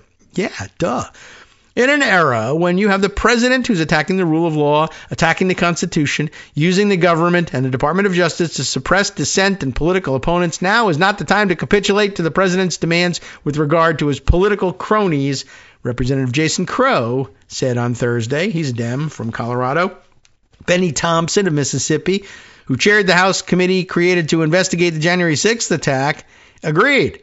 He warned that any effort to undermine the fairness of elections also erodes the public trust in the entire democratic experiment. And with that in mind, he said a figure like Peters, who was convicted on 7 counts, including 4 felonies, should not receive any special leniency just because the president wants that to occur. There's more to it, and let's see, there's some description of Peters. By the way, it's Mesa County, Colorado, that she was the clerk of. Is there any more? No, not on this one, but unless it's down here. I'm sorry, I didn't realize that the article continued at this point, but I have seen Brian Beutler suggesting, and I think the call has been taken up locally in Colorado, at least by a few Democrats there in the state legislature. But you know what? It's not, the proof isn't offered here in the Hill article, but and maybe I don't know if I can come up with a link or not on whether or not there are local elected state level Dems who have agreed. But Brian Beutler had written a piece basically saying he thought that Democrats in the state legislature there should say, listen, if you go through with this, we'll impeach you. Democrats should say this. And I mean, Republicans probably, it'd be very interesting whether they chose to join in or not, just take advantage of an opportunity to impeach a Democratic governor. Sure, why not? On the other hand, they might say, well, this would be something. Will Trump get mad at us for voting to impeach a Democratic governor who did his bidding on this? And does it even matter? I'm not certain. Anyway, it should be made into a credible threat. This is not something that I know this is power granted to the governor, but this is just not something he should be using this power for. It's quite absurd. And I like the idea of getting aggressive with it and saying, you know what? I mean, it's your prerogative, but so is this our prerogative. And we'll go 1 for 1 with you. You can do it, but we'll throw you out of office, and the Republicans may be only too glad to help us do it. All right. Just wanted to note that for the record. I will leave a note to myself. I've written down Beutler. We'll see whether that reminds me of what I'm supposed to do later on. All right. Let's see. A couple other things I wanted to put on the list. This really requires doubling back, I think. Bill Pulte is A, still alive, B, still in federal office, and C, still trying to abuse that federal office to bring criminal charges against perceived enemies of Donald Trump. By the way, he's doing a great job on perceiving who are enemies of Donald Trump. He's got that right. They are, in fact, enemies of Donald Trump. But of course, remember, John Lauro told us that those people aren't being prosecuted under this beautiful, lovely new Department of Justice. Trump housing chief Bill Pulte, MS Now reports, seeks new DOJ probe, a new one of New York Attorney General Letitia James. They just can't even come up with new targets. The head of the Federal Housing Finance Agency is pushing for a new inquiry after James's mortgage fraud case was dismissed last year. And remember how that mortgage fraud case got brought? He said they should bring it, and there was nothing to it. So they dismissed it. Vaughn Hilliard reports for MS Now after the Department of Justice failed to convict New York Attorney General Letitia James on charges of mortgage fraud last year, and I mean like in spectacular style. The Trump administration's federal housing chief, Bill Pulte, has filed a new criminal referral to the department, this time asking prosecutors to investigate James for insurance fraud, according to criminal referrals obtained by MS Now. And I'm not certain what kind of, I could imagine that there is such a thing as insurance fraud that comes under the jurisdiction of the federal housing funding agencies. But we'll have to see whether he's in fact made a connection here. Probably not. Pulte sent the two criminal referrals to two Trump-nominated U.S. attorneys. One who's been on our radar before, Jason Redding Quinones of the Southern District of Florida, working in tandem with Judge Cannon, I guess, and Andrew Boutros of the Northern District of Illinois. No relation, I presume, to the former United Nations Secretary General of the same name twice. Anyway, the referrals claim James made misrepresentations in home insurance filings with Universal Property Insurance and Allstate Insurance Company, who I guess are not interested in prosecuting her for some strange reason, in Florida and Illinois, respectively, about how two properties associated with her would be used. They were wrong about all the claims that they said she made about how her property in Virginia would be used, but let's try some other states instead. Both referrals, Pulte referenced public social media posts made by Mike Davis, an influential hardline pro-Trump attorney. So what? Well, there it is. Pulte, head of the Federal Housing Finance Agency, wrote in the Illinois criminal referral, it appears Ms. James made representations that the house would be occupied by a single adult with no children. Instead, according to the Post, from a hardline right-wing attorney somewhere, apparently, she knew the house was actually occupied by 4 people, 3 children, and her niece. Aha! In the Florida referral, Pulte wrote that it appears Ms. James made false representations that her property would be unoccupied 5 months out of the year. He noted, however, that according to Davis, that assertion was false. That's all according to this weirdo right-wing attorney. Is he crazy, or does he have a basis for this? I don't know. The house was, in fact, occupied year-round by her niece, Pulte added. She's very kind to her nieces. That's nice. In September of 2025, President Donald Trump posted a statement on Truth Social questioning how James had not been found guilty of a crime. I don't know. Maybe she didn't commit any. Though he did not specify the grounds on which she should be charged. He added in the Post, Lindsay Halligan is a really good lawyer and likes you a lot. Who's this saying this? All right, whatever. All right. Likes you a lot. Who likes who a lot? We can't delay any longer. It's killing our reputation and credibility. Oh, that's what's doing it. 19 days later, Halligan, the then acting U.S. attorney for the Eastern District of Virginia, presented to a grand jury the case against James over alleged mortgage fraud. The grand jury indicted James, but a federal judge later dismissed the charges after ruling that Halligan was improperly serving in her temporary capacity as acting attorney.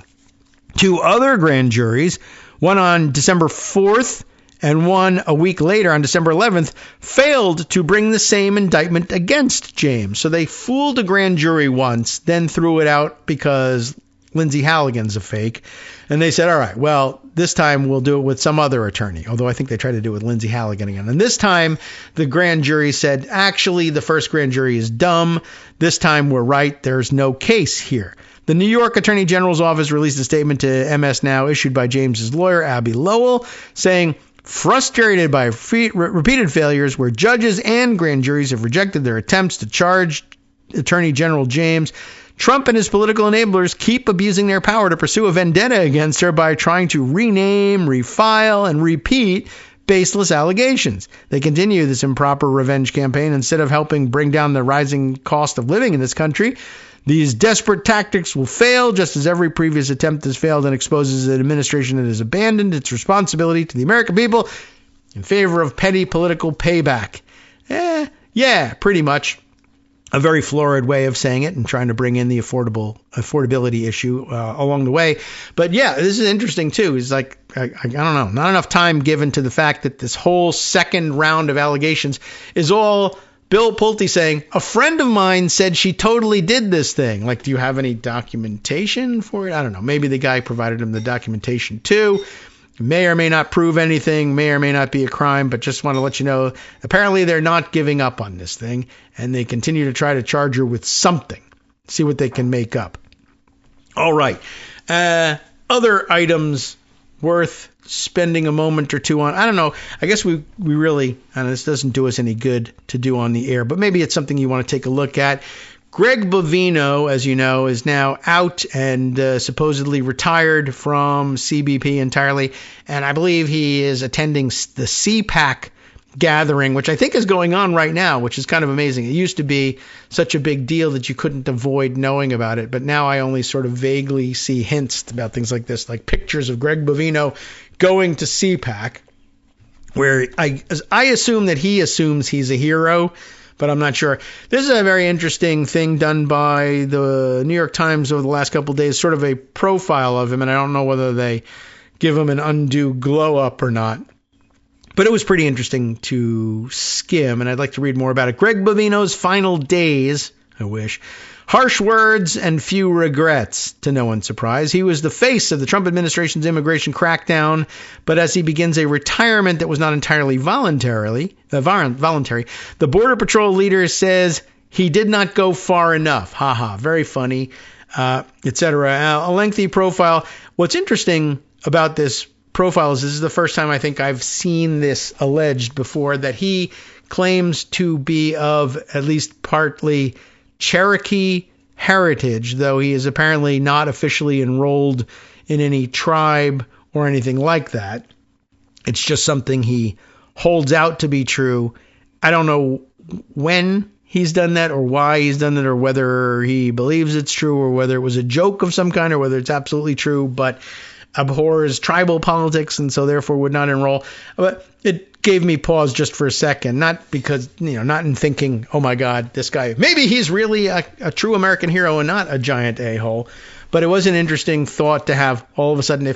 What if he was out there beating people up and harassing immigrants, and by the way, endorsing the idea? One of the real issues with him is he endorsed the idea that was floated that they ought to be deporting 100 million people from out of the United States, which is to say the entire immigrant community of all kinds, every first and I guess presumably second generation immigrant.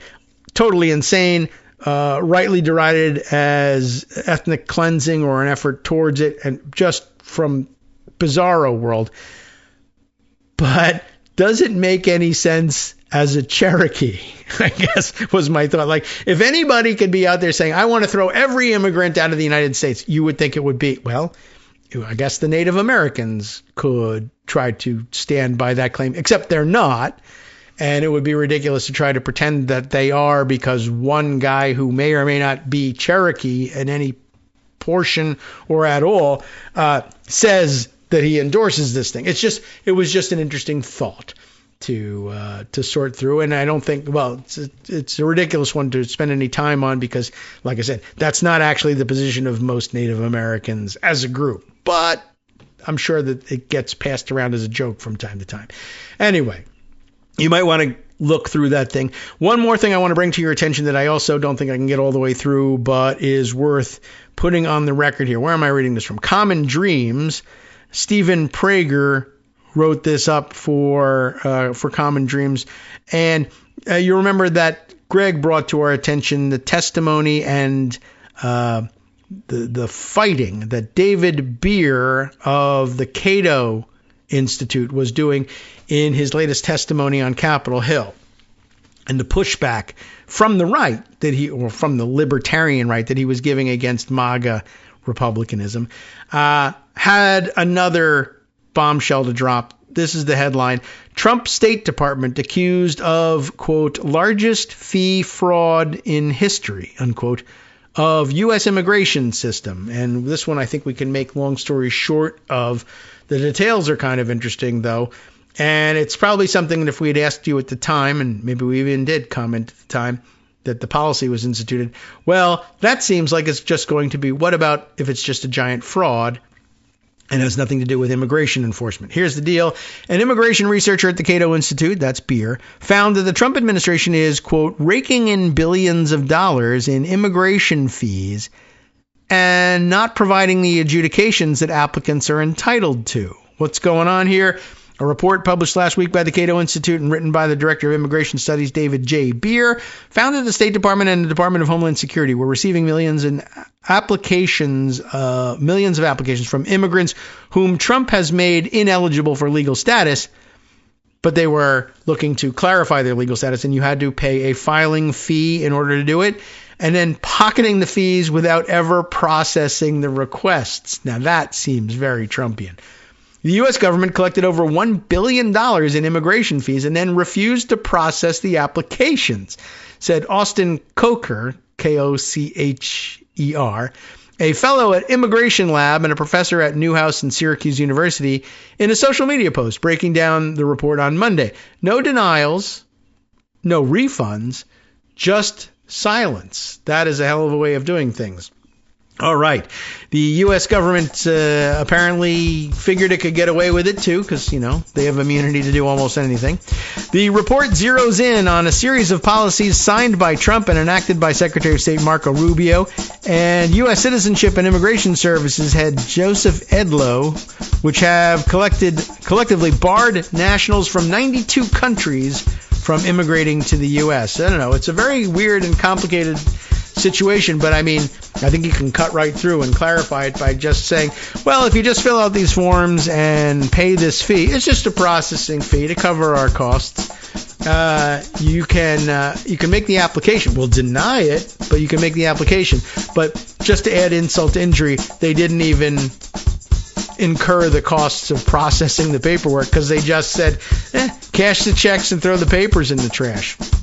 I don't know, very Trumpy, something that we probably suspected was going on all along. Oh, yes, well, now we've reached the end of today's segment, and I realize, I missed my chance one more time to play Ronnie Cantor's song, but I'll remind everybody, do check in with me, and you can find this thing on YouTube, and a very easy thing to do. I will provide the link to Scott, and we will publish it and share it with you. Time now, though, to hand things over to Justice Putnam for the West Coast Cookbook and Speakeasy right here on Netroots Radio coming up next. NetrootsRadio.com. You have been listening to Kagro in the Morning with David Waldman. All right, hopefully everyone will enjoy a nice weekend out and be a part somewhere of one of the No Kings protests that you can join in your local area. Let me see if I can find this link for you. I'll definitely provide it for you easy, and it will remind you on Monday so that upcoming protests can share this song too. Have a great weekend.